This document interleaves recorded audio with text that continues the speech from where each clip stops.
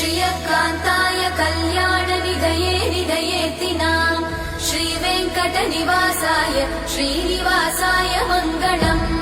लक्ष्मी सविभ्रमालोकसुभ्रूविभ्रमचक्षुषे चक्षुषे सर्वलोकानां वेङ्कटेशाय मङ्गलम्।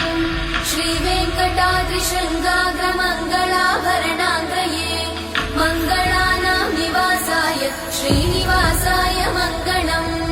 सर्वावयव सौन्दर्य सम्पदा सर्वचेतसां सदा सम्मोहनायास्तु वेङ्कटेशाय मङ्गलम्। नित्याय निरवध्याय सत्यानन्दचिदात्मने सर्वान्तरात्मने श्रीमद् वेङ्कटेशाय मङ्गलम्।